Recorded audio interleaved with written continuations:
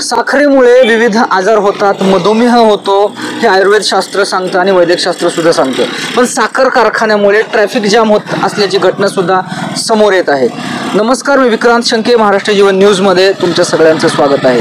मी आता आहे हनुमंतवाडी कासारगाव या परिसरामध्ये आणि तुम्ही माझ्या पाठीमागं पाहू शकता की उसाने भरलेल्या ट्रॅक्टरच्या ट्रॉल्या या ठिकाणी ट्रॅक्टर उभे आहेत, उसाने भरलेली वाहनं उभी आहेत आणि ही सगळी वाहनं 2020 शुगर या 21 शुगर या साखर कारखान्याकडे जाणारी आहेत.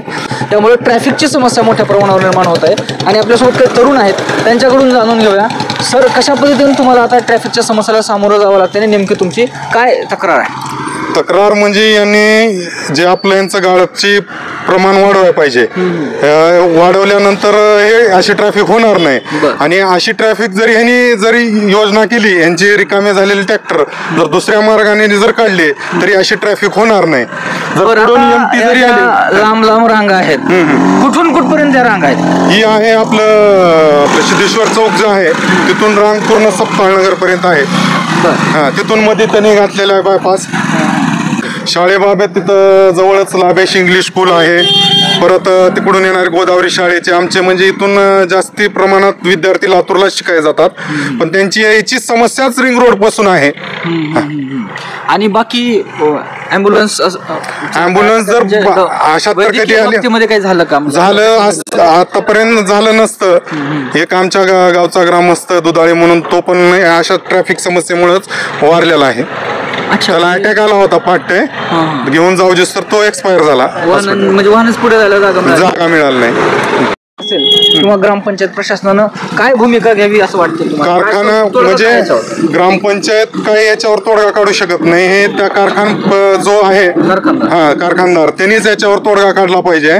त्यांची जी गाळ क्षमता खूप जास्त आहे, ती क्षमता त्यांनी कमी करून ही असं थोडक्यात चालू आहे त्यांचा.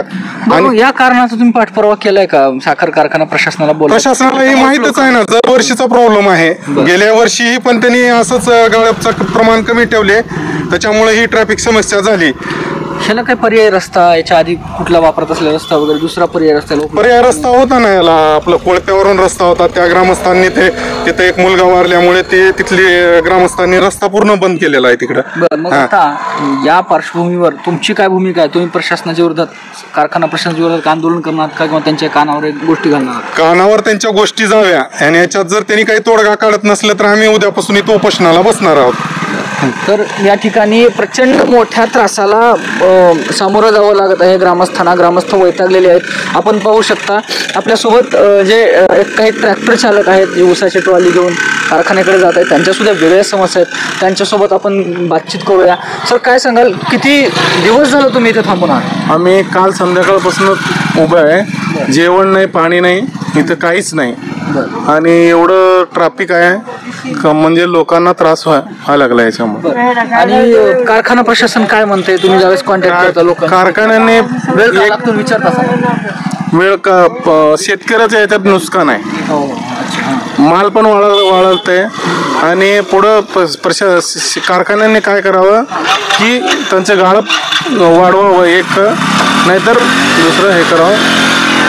तर आपण पाहू शकता की गाळप क्षमता जास्त असताना सुद्धा कमी गाळप करून या ठिकाणी वाहनांच्या लांब रागा साखर कारखान्याच्या वतीनं लावण्यात आलेल्या आहे. तर या समस्येवर लवकरात लवकर तोडगा काढावा अशा प्रकारे ग्रामस्थांची मागणी या ठिकाणी होत आहे.